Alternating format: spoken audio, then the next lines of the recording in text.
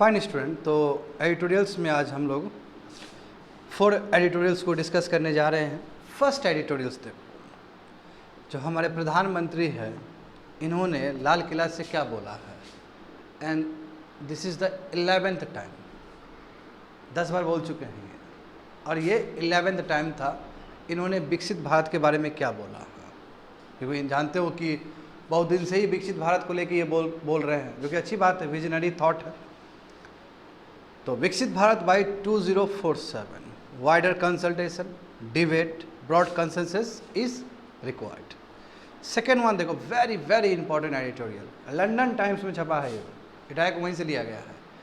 ये London times का editorial का है ये, कि 5 एरिया में भारत ने कर दिखाया है। देखो, इनफैक्ट इंडिया को इतना नहीं पता है कि इंडिया ने क्या किया है बहुत सारा चीज़ में, और वहाँ पे पेपर में इंडिया के बारे में छपा हुआ है कि 5 चीज़ में भारत ने सिग्निफिकेंट इम्प्रूवमेंट किया है ड्यूरिंग द प्रीवियस डिकेड। तो ये 5 चीज़ क्या है, हम लोग एडिटोरियल में समझने का प्रयास करेंगे। And last one which is very very important, कि AI कंपनी के लिए, जानते हो कि दुनिया अभी AI से ही चल रहा है, नहीं, दुनिया में अभी AI बहुत ज़्यादा ही फेमस है, और AI बहुत ज़्यादा ही इकोनॉमी को रन कर रहा है, और आने वाले समय में और ज़्यादा करेगा। तो AI कंपनी के लिए ज़रूरी है कि वो स्टेक होल्डर कैपिटलिज्म के साथ वो काम करे, ना बल्कि शेयर होल्डर कैपिटलिज्म के साथ काम करे। तो यहाँ पे हम लोग नया कॉन्सेप्ट जानने वाले हैं कि शेयर होल्डर कैपिटलिज्म क्या होता है और स्टेक होल्डर कैपिटलिज्म क्या होता है। ये दोनों के बीच में डिफरेंस समझने जा रहे हैं इस क्लास में। आया समझ में ना? चलो शुरू करते हैं स्टूडेंट। विकसित भारत बाय 2047 तक, GS paper 2, social justice and governance. तो देखो 11th टाइम, वो भी successive 11th successive independence day का ये एड्रेस है from our honourable prime minister Modi ji. तो नंबर 1 देखो, यहाँ पे इन्होंने UCC नहीं बोला है, यूनिफॉर्म सिविल कोड नहीं बोला है, बट बात वही किए हैं दूसरे तरीके से, कि भारत में बहुत ज़रूरी है सेकुलर सिविल कोड होना चाहिए। सेकुलर सिविल कोड, बात समझो। देखो, हमारे इंडियन कॉन्स्टिट्यूशन में हमने जो भी बात रखा है सब के लिए रखा है, चाहे वो कोई भी संप्रदाय से हो सकता है, वो हिंदू, मुस्लिम, सिख, माइनॉरिटी, कुछ भी कहीं से भी हो सकता है। तो ज़रूरी है कि जो DPSP में दिया गया है यूनिफॉर्म सिविल कोड, वो भारत में लागू होना ज़रूरी है, और वो कोई भी धर्म को कोई टारगेट नहीं करता है, क्योंकि ये क्या है, सेकुलर सिविल कोड है, जो चाहिए सबको चाहिए। और ये सेकुलर सिविल कोड ये बात को स्थापित करता है कि all are equal before the law and equality before the law, सभी बराबर है जी, समझे। तो वही लिखा गया। अब मतलब Modi ji indirectly uniform civil code का ही बात कर रहे हैं इसमें, और वो बोल रहे हैं कि DPSP, बिल्कुल DPSP में जो यूनिफॉर्म सिविल कोड है इसको लागू करना ज़रूरी है, नंबर 1। दूसरा बात क्या कहे मोदी जी, हाँ बहुत सारा बात बोले हैं, उसमें की पॉइंट्स है, वो चीज़ हम लोग एडिटोरियल्स में देख रहे हैं, कि हमारे जो मदर्स है, सिस्टर्स है, डॉटर्स है, अभी बहुत सारा यातना से वो गुजर रहे हैं। बिल्कुल उन्होंने रेफ़र किया कलकत्ता वाला जो कांड हुआ है उसको लेके, कि नॉट गुड, ठीक है, इस तरह नहीं होना चाहिए, इस तरह हमारे माता पे, बहन पे, है ना, बेटी पे इस तरह का अत्याचार नहीं होना चाहिए, और लोगों में आक्रोश है, ठीक है।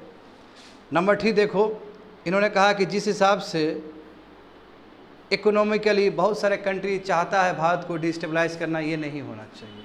इनफैक्ट वही हिंडनबर्ग जो रिसर्च है उसी को टारगेट किए हैं, दूसरे शब्द में, कि इकोनॉमिकली जो बाहर का कंट्री हमारे कंट्री का अच्छा भी ख़राब कर रहा है, कुछ रिसर्च दिखा के, कुछ रिपोर्ट दिखा के, ये नहीं होना चाहिए। मगर मेरा फिर काउंटर है ये, मैंने कल ही पढ़ाया था तुम लोग को, कि हिंडनबर्ग जो रिसर्च है उसमें तत्व है, उसमें है, ठीक है। एनीवे, जो उन्होंने कहा है वही समझाना है मुझे। हाँ, बांग्लादेश को लेके भी बोले हैं कि जो वहाँ पे हमारा जो माइनॉरिटी कम्युनिटीज़ है, जो हिंदूज़ है, जानते हो 8% है वहाँ पे, उसका सेफ्टी इंश्योर हो। और इन्होंने ये भी कहा है कि जिसके ऊपर जानते हो रामनाथ कोविंद का जो कमेटी भी बना था इसी साल इलेक्शन से पहले, कि एक देश में एक ही बार में इलेक्शन होना चाहिए, करेक्ट, तो वो भी लागू होना चाहिए। इसके लिए सभी जितने भी स्टेक होल्डर है, जितने भी पॉलिटिकल पार्टी है, सब एक साथ आए और इस पर बात करें, क्योंकि आखिर हमारा जो संविधान है उसमें भी यही स्पिरिट है कि एक ही बार इलेक्शन होना चाहिए, इससे फ़ायदा होगा। अच्छा, और भी बहुत सारा चीज़ निकल के आया है। देखो हाँ, यहाँ पे प्रधानमंत्री ने जो कहा है वो बहुत ही सुंदर सुंदर पॉइंट बोला है। जैसे एग्जाम्पल देखो, इसमें हमारे प्रधानमंत्री ने आह्वान किया है कि 1 लाख यंग पीपल, ऐसे यंग पीपल आए जिसका कोई भी पॉलिटिकल बैकग्राउंड ना हो, कभी भी उसके दादाजी, पिताजी, मामा जी, चाचा जी कोई भी पॉलिटिक्स से जुड़े नहीं हैं, ऐसे फ्रेश 1 लाख लोग सब पॉलिटिक्स में जुड़े। और जो पॉलिटिक्स में जुड़े तो right from 3rd tier two the 1st tyre, यानी कि म्यूनिसिपैलिटी में आए, पंचायत में आए, विधानसभा में आए, लोकसभा में आए, ऐसे लोग को आना बहुत ज़रूरी है जिसका कोई पॉलिटिकल कनेक्टिविटी ना हो। बहुत अच्छा बात है, क्योंकि जानते हो जिस हिसाब से पावर का यहाँ पे डिस्ट्रीब्यूशन है वो गलत है ना। जो पहले से नेता है उसका बेटा ही नेता बन पाता है, और कोई डैशिंग पर्सनालिटी है जिसके पास बहुत बड़ा ही विज़न है वो नहीं बन पाता है। तो उस कॉन्टेक्स्ट से देखोगे तो ये प्रधानमंत्री का बहुत सुंदर वाणी है, जहाँ पे ये बाकी यूथ को भी इनकरेज करे कि पॉलिटिक्स में आ पाइए। सेकंड देखो, इन्होंने कहा है कि जिस तरह, अच्छा मोदी जी को इस चीज़ के लिए क्लेम जाएगा कि मेडिकल सीट बहुत ज़्यादा बढ़ा दी है, और ये भी बोल रहे हैं कि यस, हमारा जो सोच है, हमारा जो इंटेंशन है कि कम से कम 75,000 तक मेडिकल सीट हम क्रिएट करेंगे, विच इज़ वेरी गुड, क्योंकि डॉक्टर का आवश्यकता है भारत में, समझ गए। हाँ, मगर दिक्कत है कि नीट का एग्ज़ाम जो जिस तरह लीक हुआ इस तरह लीक ना हो तो बेटर रहेगा। तीसरा क्या है कि उन्होंने कहा है कि यस, ये 10 ईयर्स में बहुत सारे रिफॉर्म्स हुआ है भारत में। उसमें एग्जाम्पल देखो, ये जो न्याय संहिता जो आया है, जानते हैं ना, IPC को रिप्लेस करके BNS आया ना, भारतीय न्याय संहिता, साक्ष्य बिल सब, तो ये अपने आप में एक रिफॉर्म्स है, क्योंकि जो कॉलोनियल जो हैंगओवर है उसी में हम जी रहे थे, यानी कि ब्रिटिश का बनाया हुआ लॉ में जी रहे थे। अब इसमें हमने चेंज किया, मगर फिर से कॉन्ट्राडिक्शन यही होगा कि कितना आप चेंज किए। हाँ, इन्होंने देखो, हाँ ये लास्ट पॉइंट जो है इसमें तो बिल्कुल इनको क्रेडिट जाता है कि भारत देखो, थैंक्स टू द गवर्नमेंट, कि सेमीकंडक्टर का इकोसिस्टम बनने जा रहा है भारत में, है ना। टाटा ग्रुप और जानते हो ताइवान का जो कंपनी है, दोनों का कोलैबोरेशन हुआ ना यहाँ गुजरात में, और आसाम में बहुत बड़ा ही तुम्हारा फैक्ट्री खुलने जा रहा है, इंडस्ट्री खुलने जा रहा है सेमीकंडक्टर का, समझे ना। और दूसरी बात है कि नालंदा स्पीड ऑफ एक्सीलेंस, यानी कि नालंदा शुरू से ही एजुकेशन के लिए हब रहा है, तो उसको भी आगे बढ़ाने की ज़रूरत है। तो ये मोदी जी की स्पीच से इस बार निकल के आया है, और उन्होंने कहा है कि यस, कि भारत को ट्रांसफॉर्म करना होगा, भारत को विकसित भारत बनाना होगा बाई 2047 तक। इस पर बहुत ज़्यादा ही रहे, और इस बार प्रधानमंत्री ने रिकॉर्ड भी बनाया है, अपना ही रिकॉर्ड तोड़ा है। अभी तक सबसे अधिक बोलने वाला प्राइम मिनिस्टर बने हैं स्पीच रेड फोर्ट से, और ये रिकॉर्ड मोदी जी के नाम पे ही था। मोदी जी अपने पहले भी जो 10 बार बोले थे ना, उसमें एक बार उन्होंने रिकॉर्ड बनाया था, वो रिकॉर्ड को फिर ब्रेक किया उन्होंने। इस बार बहुत लंबा बोले हैं मोदी जी, समझे। तो नीड ऑफ द आवर क्या है कि विकसित भारत बने, हाँ डेवलप कंट्री बने। तो ज़रूरी क्या है, ज़रूरी ये है स्टूडेंट कि केवल भाषणबाजी देने से नहीं चलेगा, बात समझे ना, खाली विकसित भारत बोलने से नहीं चलेगा। आपको स्टेट और स्टेक होल्डर को लेना पड़ेगा, कंसल्टेटिव अप्रोच होना चाहिए। लो हैंगिंग फ्रूट्स, देखो इससे पहले रिपोर्ट आया था ना, वर्ल्ड बैंक का रिपोर्ट जो आया था, उसमें हम लोग समझे थे ना कि लो हैंगिंग फ्रूट से आप ज़्यादा से ज़्यादा आप मिडिल इनकम कंट्री में बन सकते हो, और वो फिर वहाँ पे ट्रैप हो जाओगे। यदि आपको मिडिल इनकम कंट्री में ट्रैप नहीं होना है और लैडर चढ़ते चढ़ते आपको डेवलप कंट्री बनना है, तो ज़रूरी है कि कंट्री में इकोसिस्टम डेवलप्ड हो, रिसर्च एंड डेवलपमेंट का, कैपिटल, ह्यूमन कैपिटल अच्छा डेवलप्ड हो। सही बात है। तो वही बोला गया कि लो हैंगिंग फ्रूट्स एग्जॉस्ट हो जाएंगे या एग्जॉस्ट हो चुके हैं, बात समझे। हमें अब स्ट्रक्चरल रिफॉर्म्स करना होगा, और जिसके लिए स्टेट का जिम्मेदारी बहुत ज़्यादा बनता है। क्योंकि जब बात आएगा लेबर रिफॉर्म्स का, जब बात आएगा एग्रीकल्चर रिफॉर्म्स का, जब बात आएगा लैंड रिफॉर्म्स का, तो यहाँ पे डायरेक्ट जो स्टेक होल्डर होगा वो स्टेट ही होगा। तो स्टेट के साथ बिना कॉपरेशन किए हुए नहीं हो सकता है। और भारत जैसा कंट्री जो कि अपने आप में डाइवर्स है, यहाँ पे यूनिफॉर्म सिविल कोड होना ज़रूरी है, बट अचानक आप थोप नहीं सकते हो, उसके लिए ब्रॉडर कंसेंसस की ज़रूरत है। जितने भी स्टेक होल्डर है सबको लेके फिर बात करना, और उसके हिसाब से फिर एग्जीक्यूट करना, समझे। हाँ, कॉन्ट्रैक्ट बड़ा प्रॉब्लम है भारत में, इसलिए ईज़ ऑफ डूइंग बिजनेस कम है। कि देखो आप कोई भी जैसे देखो अभी एग्जांपल मैं इसका देना, इंसॉल्वेंसी एंड बैंक्रप्सी कोड, बताओ शुरू में क्या था कि 330-340 दिन था, अभी बताओ बहुत सारे केसेस 2 ईयर से भी ऊपर चला जाता है। तो कॉन्ट्रैक्ट इन्फोर्समेंट सही होना चाहिए। अब बहुत सारा मामला यदि सुप्रीम कोर्ट में चला जाएगा और लंबित हो जाएगा तो फिर FDI जो फॉरेन कंट्रीज़ का जो कंपनी सब है वो कॉन्फिडेंस खो देगा भारत में। इसलिए ईज़ ऑफ डूइंग बिजनेस अच्छा होना चाहिए, और ईज़ ऑफ डूइंग बिजनेस के अंदर ही कॉन्ट्रैक्ट इन्फोर्समेंट सब आता है। समझ गए? हाँ, जैसे प्रधानमंत्री ने आह्वान किया कि पॉलिसी बहुत ही क्लियर पॉलिसी होना चाहिए, बैंक सचेस होना चाहिए, गुड गवर्नेंस होना चाहिए ताकि अट्रैक्ट कर सके, और सभी राज्यों को कॉम्पिटिटिव फेडरलिज्म के हिसाब से चलना है। अच्छी बात है। हाँ, लेवल ऑफ एजुकेशन बढ़ाने की ज़रूरत है। सही बात है कि नहीं है?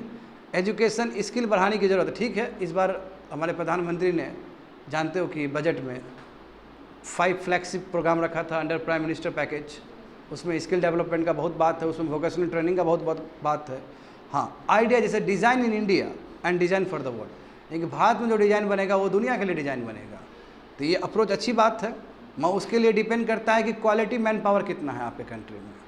हम जानते हैं कि हमारे कंट्री में जितने भी ग्रेजुएट्स हैं उसमें से 5 से मतलब लगभग 5% ही स्किल्ड होते हैं, अधिकतर जो होते हैं उसको स्किल्ड नहीं होते। तो कहने का मतलब क्या, लेवल ऑफ एजुकेशन बढ़ाना होगा आपको अपने कंट्री में।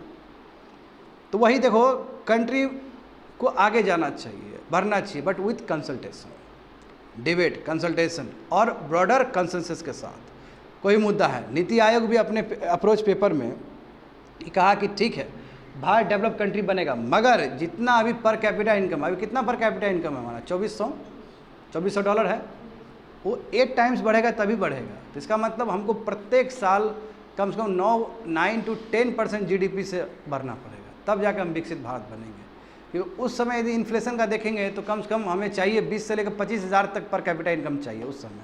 अभी कितना है डेवलप कंट्री बनने के लिए, वही 14-15 हज़ार के आसपास है। समझ रहे हो ना? तो आपको बहुत अच्छे तरीके से ग्रोथ करना है, बिल्कुल जैसे चाइना ग्रोथ किया था अर्ली 2000 के बाद, सिमिलरली इंडिया को भी उस तरह ग्रोथ करना पड़ेगा, तभी जाके इंडिया विकसित भारत बन पाएगा। साथ साथ केवल ग्रोथ करने से भी नहीं होगा, ग्रोथ भी कैसा होना चाहिए, इक्विटेबल ग्रोथ होना चाहिए, ताकि कोई गिनी कोफिशिएंट ज़्यादा ना बढ़े, यानी कि रिच और पुअर के बीच में बहुत ज़्यादा गैप ना आए। क्योंकि अभी यही प्रॉब्लम है कि रिच और रिच होते चला जा रहा है, गरीब और गरीब होते चला जा रहा है, ये ना हो। समझ गए? कंप्लीटेड। सेकेंड वन देखो, हाँ देखो, ये बिल्कुल ये पढ़ाने में भी मुझे बहुत आनंद आएगा। ये न्यूज़ लंदन टाइम्स का छपा हुआ एडिटोरियल्स है। लंदन टाइम्स बहुत प्रतिष्ठित पेपर है, कह सकते हो। तो इसमें यह कहा गया कि 5 एरिया जहाँ पे भारत ने करके दिखाया है during the previous decade, GS paper 3 economic development. तो देखो मुद्दा क्या है, 5 एरिया। भारत देखो 78 इंडिपेंडेंस डे मनाया 15 अगस्त को, है ना। भारत दुनिया का सबसे ज़्यादा पॉपुलस नेशन है और वन ऑफ द ग्रोएस्ट इकोनॉमी है। अब PPP टर्म्स में देखोगे तो भारत जानते हो कि 3rd में आता है, बट नॉमिनल टर्म में देखोगे तो भारत 5 में आता है। आने वाले समय में 3-4 साल में हम 3rd में चले जाएंगे, मगर 3rd में चले तो जाएंगे, मगर चाइना के साथ तो गैप तो बहुत बड़ा रहेगा, ये बात भी किसी छुपा नहीं है। हाँ, चाइना +1 स्ट्रेटेजी का भारत को बहुत फ़ायदा हो रहा है। देखो एप्पल का स्टोर रूम खुला कि नहीं खुला यहाँ पे। हाँ, दुनिया में यदि 7 एप्पल का फ़ोन बिक रहा है तो उसमें इंडिया से 1 क्रिएट हो रहा है, तो ये रिमार्केबल अचीवमेंट है। सही बात है ना, मगर ठीक है, अच्छी बात है। 5 एरिया पे भारत ने करके दिखाया है जो कि हमें पढ़ना है। तो 5 एरिया क्या है? पहला एरिया देखो, भारत बताओ, भारत ने कैसे शुरुआत किया अपना सर्विस का। अभी देखो भारत में दुनिया का सबसे ज़्यादा ग्लोबल कैपेबिलिटी सेंटर है, ये अपने आप में एक एग्जाम्पल है। चलो गुड्स, मर्केंटाइज गुड्स में नहीं कर पाए, मगर सर्विस में तो हमने झंडा गाड़ दिया। देखो शुरुआत देखो, अब इंडिया केवल कॉल सेंटर तक सीमित नहीं रहा। वो दुनिया का जो बैक ऑफिस था, पीछे जो काम करने वाला कॉल सेंटर वाला, वो नहीं रहा। अब भारत बहुत आगे निकल चुका है, ग्लोबल कैपेबिलिटी सेंटर है भारत में। जान के हैरान हो जाओगे विद्यार्थी लोग कि जितने भी टॉप कंपनी है वर्ल्ड का, जैसे IBM हो गया, गूगल हो गया, इस तरह का जो कंपनी है, ये जोड़ोगे ना सबका, तो 45% जो ग्लोबल कैपेबिलिटी सेंटर भारत में ही है। कहने मतलब दुनिया में इतना ज़्यादा ग्लोबल कैपेबिलिटी सेंटर नहीं है। लेकिन आमतौर पे क्या होता है कि जैसे ये कंपनी हो गया, IBM हो गया, गूगल हो गया, सब यूनाइटेड स्टेट्स का कंपनी है। ये चाहेगा कि ग्लोबल कैपेबिलिटी सेंटर बने तो हमारे कंट्री में ही बने।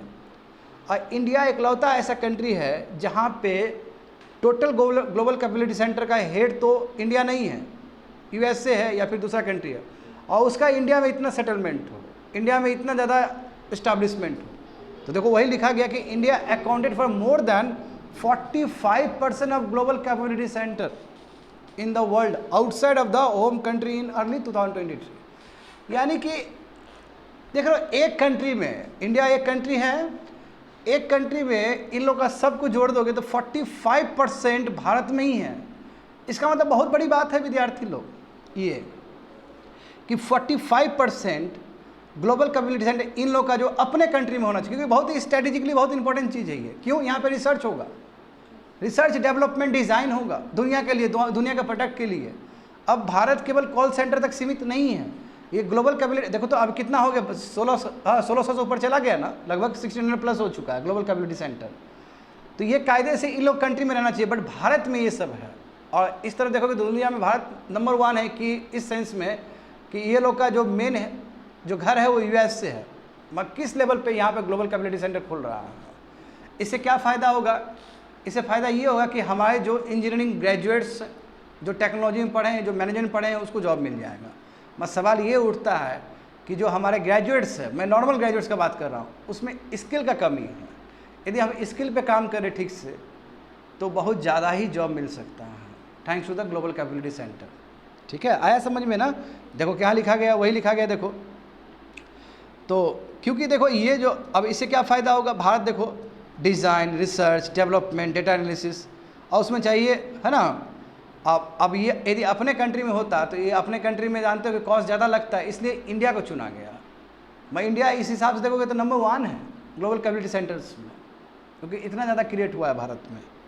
आगे देखो, यहाँ पे भी तुमको फिनोमिनल ग्रोथ दिख सकता है। देखो इंडिया, देखो इंडिया सर्विस में अर्ली 2000 में कितना 2% था पूरा वर्ल्ड का, अभी देखो बच्चे लोग बढ़ के 4.5% हो गया ना, बिल्कुल।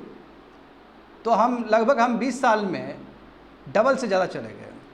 पहले 2% था वर्ल्ड के जीडीपी में हमारा सर्विस का शेयर, अब बढ़ के कितना हो गया? 4.5% हो गया। ये तो हमारा अपना भी आंकड़ा कहता है, आरबीआई का आंकड़ा भी कहता है ये। आगे देखो, हाँ अब बच्चे लोग इसमें बहुत कुछ दिया गया सर्विस से रिलेटेड।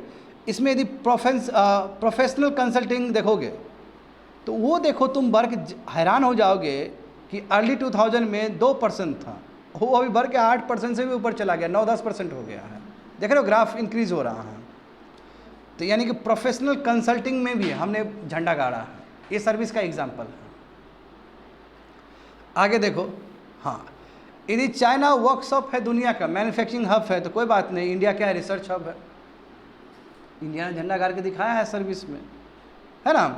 बिल्कुल इंडिया को एक्सपर्टीज़ है, चलो मैन्युफैक्चरिंग हो रहा है कहीं पे, बस सर्विस क्या प्रोवाइड करना है तो इंडिया करके दिखा रहा है। तो इसलिए इंडिया देखो सर्विस में बहुत आगे निकल गया है विद्यार्थी लोग।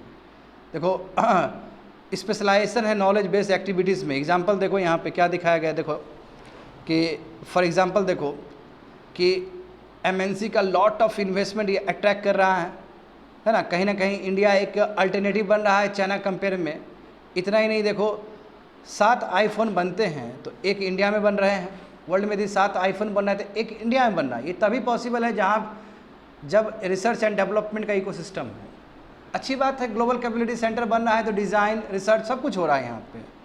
देख रहे हो ना, एंड एप्पल्स एम्स टू, और एप्पल का ये मानना है कि 25% तक आने वाले समय में 25% तक इंडिया से हम उत्पाद करेंगे। तो बहुत बड़ी बात है ये। आज जितना उत्पाद भारत से होगा, भारत को उतना फ़ायदा होगा, टेक्नोलॉजी ट्रांसफ़र होगा, लोगों का स्किल बढ़ेगा, जॉब क्रिएट होगा एंड सो ऑन। तो फर्स्ट समझ गए ना कि सर्विस में हमने बहुत आगे, हम बहुत ज़्यादा प्रोग्रेस किए हैं। दूसरा देखो टैलेंटेड वर्कफोर्स। हाँ अब देखो कैसे टैलेंटेड वर्कफोर्स, देखो यदि नॉर्मल ग्रेजुएट्स लेंगे सबको मिला के तो ठीक है, आबादी बहुत ज़्यादा है भारत में, 5% भी हो गया तो बहुत ज़्यादा है, मगर ज़्यादा होना चाहिए था।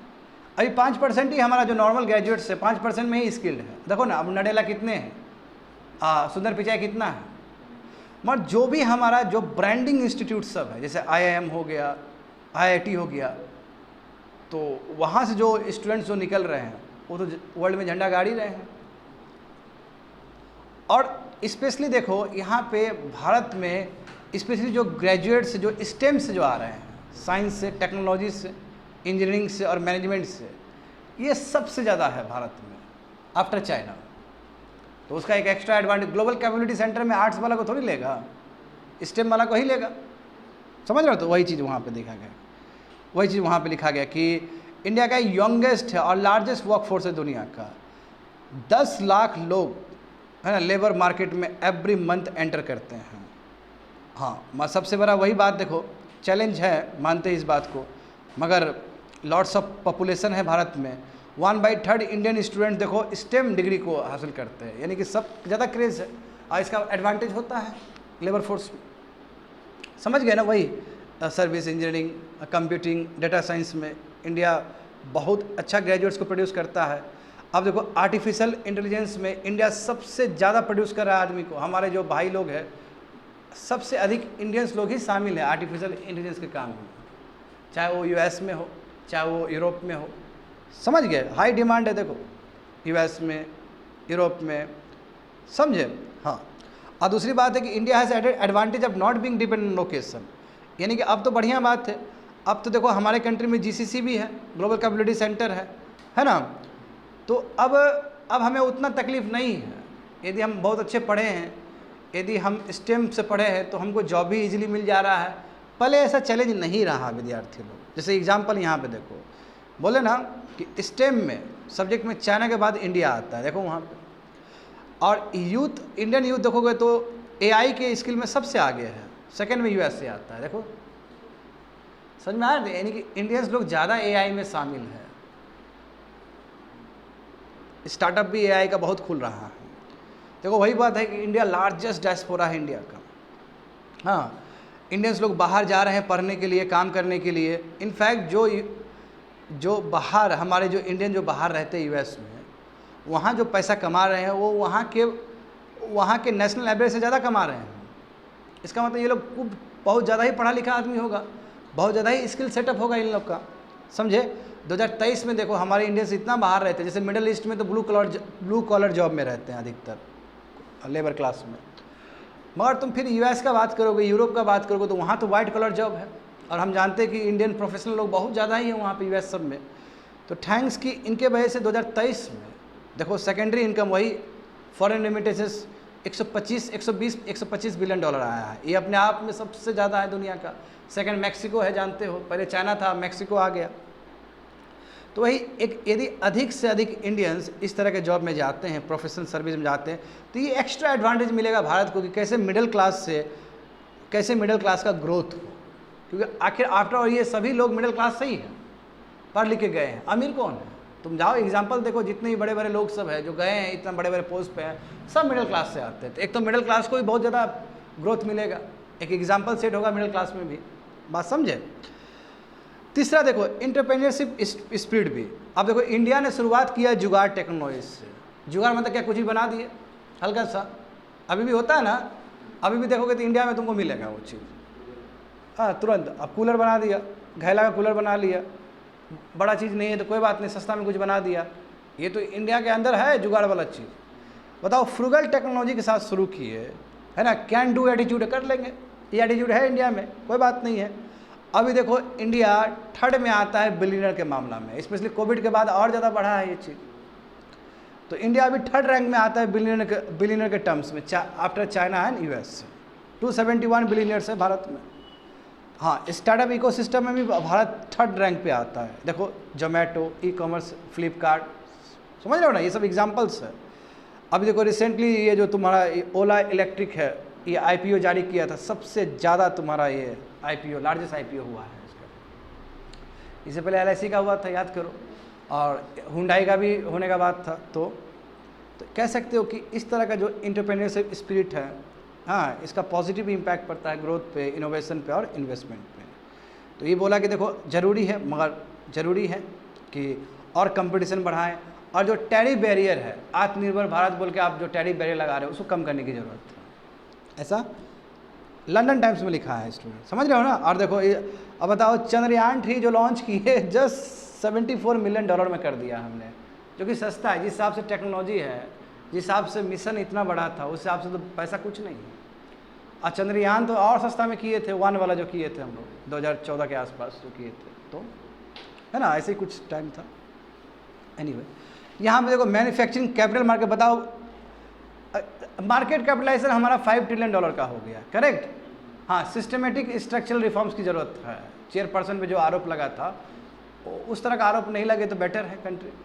अब बताओ, अब हमको डर नहीं है फॉरेन कैपिटल फ्लाइट का। अब हमारा डोमेस्टिक इंस्टीट्यूशनल इन्वेस्टर, हमारा जो रिटेलर जो है डीमैट अकाउंट बना के जो डाल रहा है, वही इतना ज़्यादा है कि शेयर मार्केट गिरने नहीं देता है। तो वही चीज़ तो लिखा गया कि चाहे वो डोमेस्टिक इंस्टीट्यूशनल इन्वेस्टर हो, चाहे वो रिटेल इन्वेस्टर हो, डीमैट अकाउंट बनाए, इतना ज़्यादा है कि बाबू भारत का जो शेयर मार्केट वो गिर ही नहीं रहा है, लगातार बढ़ते चला जा रहा है। हाँ, 2020 के कंपेयर में डबल हो गए हम लोग, वर्ल्ड का ही 4th लार्जेस्ट आते हैं शेयर मार्केट में हम लोग। तो देखो चाइना +1 स्ट्रेटेजी की वजह से इंडिया को फ़ायदा हुआ, समझे ना। हाँ, मगर ज़रूरी है कि हमें और बेटर करना होगा, रेगुलेटरी ओवरसाइट पे काम करना होगा, कॉर्पोरेट गवर्नेंस में काम करना होगा, बहुत सारी चीज़ पे काम करने की ज़रूरत तो है ही। और जानते हो हिंडनबर्ग रिसर्च का जो रिपोर्ट आया उसके हिसाब से भी तो दिखता है कि कन्फ्लिक्ट ऑफ इंटरेस्ट ना हो, इस तरह का चीज़ काम होना चाहिए भारत में। 5 नंबर देखो, एक्सटर्नल सेक्टर में भी तो इंडिया बहुत अच्छा है। देखो मैक्रो इकोनॉमिक इंडिकेटर्स का बात करो, हमारे पास इंपोर्ट कवर के लिए 10 मंथ से भी ज़्यादा है कि नहीं है। फॉरेक्स हमारे पास $600+ बिलियन है। करंट अकाउंट डिफिजिट बताओ 1% से कम है। तो मैक्रो इकोनॉमिक इंडिकेटर्स में तो बहुत भारत आगे है, thanks to service, thanks to foreign remittances. सही बात है ना। और जहाँ तक सवाल है करेंसी का, तो इंडियन करेंसी लेस वॉलेटाइल है, मात्र 2% वॉलेटाइल हुआ था। जबकि यदि कंपेयर करें पीयर कंट्रीज से, साउथ अफ्रीका से या ब्राज़ील से, इंडोनेशिया से, तो उसका करेंसी ज़्यादा वॉलेटाइल है as compared to Indian currency. तो भारत का बहुत बेटर है। देखो हाँ, 1950 देखो कितना बढ़िया से ग्रोथ किए हैं हम लोग। अब पर GDP पर कैपिटा इनकम भी बहुत अच्छे से ग्रोथ हुआ है। तो अच्छी बात है देखो कि इंडिया में ये सब चीज़ हो रहा है ना। और भी काम हो सकता है। It has developed a world. देखो इंडिया डिजिटल इंफ्रास्ट्रक्चर में भारत ने झंडा गाड़ा है ना। यूनिवर्सल आइडेंटिटी कार्ड्स, वही आधार कार्ड सब में, समझ रहे हो ना। फाइनेंशियल ट्रांजैक्शन में देखो ये प्रधानमंत्री जन धन योजना सब बना दिए। हाँ, और भी काम की ज़रूरत है, मगर इंडिया ने जो किया है वो अपने आप में बहुत किया है, समझ गए ना। तो इंडिया के बारे में बहुत पॉजिटिव लिखा गया है लंदन टाइम्स में, समझ गए। Last one, for AI companies, artificial intelligence company, policy maker should insist on stakeholder capitalism, GS paper 4, ethics, integrity and aptitude. तो समझो बच्चे लोग होता क्या है ये क्या कौन सा मॉडल बोला गया यहाँ पे, स्टेक होल्डर कैपिटलिज्म। देखो अभी जो चलता है बच्चे लोग, पहले थोड़ा बैकग्राउंड समझते हैं। अभी जो चलता है वो है शेयर होल्डर कैपिटलिज्म, और इसमें एडिटोरियल्स में फोकस किया गया है कि AI कंपनी सबको शेयर होल्डर कैपिटलिज्म नहीं, स्टेक होल्डर कैपिटलिज्म के साथ चलना चाहिए। तो पहले समझना होगा हमें कि शेयर होल्डर कैपिटलिज्म क्या है। देखो शेयर होल्डर कैपिटलिज्म का मतलब है एक कंपनी है, लेट्स, इस कंपनी में बहुत सारे प्रमोटर होंगे, शेयर होल्डर होंगे, और सबका इच्छा ये कि कैसे प्रॉफिट मेकिंग हो, बस कमाने पे फोकस, कि अधिक से अधिक बिजनेस करे कंपनी और उस हिसाब से शेयर होल्डर्स को बेनिफिट हो। ये मॉडल को हम लोग, ये कैपिटलिज्म पॉलिसी को हम लोग क्या कहेंगे, शेयर होल्डर कैपिटलिज्म। क्या कहेंगे, शेयर होल्डर कैपिटलिज्म, जहाँ पे शेयर होल्डर को फायदा हो रहा है, केवल प्रॉफिट हो रहा है। स्टेक होल्डर कैपिटलिज्म का मतलब ये है कि प्रॉफिट पहला मोटो नहीं है। प्रॉफिट तो होगा ही होगा, बट साथ में एनवायरनमेंट, साथ में पब्लिक सोसाइटी पे क्या उसका इम्पैक्ट पड़े। यानी कि ऐसा कोई भी कंपनी का काम नहीं होना चाहिए जिसके वजह से पब्लिक को दिक्कत हो रहा हो। प्रॉफिट छोड़ो, बात का विषय है, प्रॉफिट तो होगा ही होगा कंपनी का, अधिकतर कंपनी का प्रॉफिट ही होने का चांस है। मगर प्रॉफिट का मतलब ये नहीं कि जो सोसाइटी में जो बेनिफिट होना चाहिए उसके कॉस्ट पे प्रॉफिट, सोसाइटी को भी देखते हुए, सोसाइटी में बेटरमेंट को देखते हुए जो कैपिटलिज्म वाला पॉलिसी आए, इस पॉलिसी को हम लोग क्या कहेंगे, स्टेक होल्डर कैपिटलिज्म। आया समझ में। तो देखो ये बिल्कुल AI कंपनी पे लागू होता है। देखो आप AI की वजह से जानते हो ना, डीप फेक सब, बायसनेस सब। अभी यदि AI को बोल दिया जाए तो अगली पीपल कौन होता है, मान लो यदि अफ्रीकन को दिखा दिया तो ये तो पूरा बायसनेस है। यदि बोल दिया जाए कि दुनिया में सबसे ज़्यादा नाम कौन सा नाम है, तो ये हो सकता है यूरोप का एक नाम कोई दिखा दे, कि ज़्यादा डेटा वहीं से फीड हुआ है। अब पता चला कि मुकेश सबसे बड़ा नाम है, कुछ भी नाम हो सकता है ना। मैं यहाँ का डेटा नहीं है तो वो यूरोप का दिखा देगा, तो बायसनेस हुआ कि नहीं हुआ? क्योंकि एआई जो काम करेगा वो डेटा पे काम करेगा, जितना डेटा डालोगे उतना तुमको रिजल्ट देगा वो, और डेटा ही तुम्हारा बायस्ड है तो आउटपुट क्या आएगा? बायस्ड आएगा, सिंपल बात है। तो क्या होना चाहिए, किस तरह कैपिटलिज्म होना चाहिए? स्टेक होल्डर कैपिटलिज्म होना चाहिए। सोसाइटी में कोई गलत मैसेज ना जाए, सोसाइटी में कोई गलत इफेक्ट ना पड़े उसका, समझ गए ना? देखो यहाँ पे क्या है मामला, बिल्कुल। तो अभी देखो शेयर होल्डर प्राइमेसी, हाँ share holder primacy, share holder primacy में समझ ही गए होगे कि जो मेन प्रॉफिट जनरेशन ही ऑब्जेक्टिव है, हाँ उसमें पब्लिक गुड नहीं देखा जाता है, बाकी ऑब्जेक्टिव नहीं देखा जाता है। दूसरा जो मॉडल है वो स्टेक होल्डर कैपिटलिज्म है। स्टेक होल्डर में केवल बात प्रॉफिट मेकिंग तक ही नहीं होता, उसमें तुम्हारा ग्रेटर सोशल ऑब्जेक्टिव भी होता है, यानी कि पब्लिक गुड भी होना चाहिए। बात समझ में आ गया ना? हाँ देखो, जैसे एग्जांपल देखो, जेनरेटिव आर्टिफिशियल इंटेलिजेंस एक ऐसा एग्जांपल है जो कि प्रॉफिट तो करता ही है, साथ में वो बैलेंस भी करता है, सोशल रिस्पॉन्सिबिलिटी दिखाता है। देखो ओपन एआई याद है माइक्रोसॉफ्ट का जो है, तो ओपन एआई तुम्हारा प्रॉफिट ऑर्गेनाइजेशन नहीं है, हालांकि बनने वाला है, उसी ओर जा रहा है। मगर जो नॉन प्रॉफिट ऑर्गेनाइजेशन होगा तो उसका जो प्राइमरी जो गोल होगा वो सोसाइटी का बेटरमेंट होगा, ना बल्कि हाँ वेलफेयर होगा बिल्कुल, और ना बल्कि प्रॉफिट मोटिव होगा। तो आर्टिफिशियल कंपनीज को, आर्टिफिशियल इंटेलिजेंस वाले कंपनी को यही चाहिए कि आपका जो मॉडल होना चाहिए, आपका मॉडल स्टेक होल्डर कैपिटलिज्म वाला होना चाहिए। अब यहाँ पे कुछ एग्जाम्पल समझो बच्चे लोग, क्या हुआ, दिक्कत कहाँ पे है। जैसे देखो एआई जो है वो देखो बायसनेस को फैला सकता है, सही बात है ना? बायसनेस वही इनइक्वलिटी क्रिएट कर सकता है अपॉर्चुनिटी मैसेज में। रिसेंटली देखो मेटा ने सोचा था कि हम लार्ज लैंग्वेज मॉडल पे काम करेंगे, और जो फेसबुक में जो आदमी का जो इन्फॉर्मेशन है, जो इंस्टाग्राम में आदमी का जो इन्फॉर्मेशन है, उसको हम लोग क्या करेंगे, हम कंपाइल करेंगे और आर्टिफिशियल इंटेलिजेंस से रिलेटेड काम करेंगे।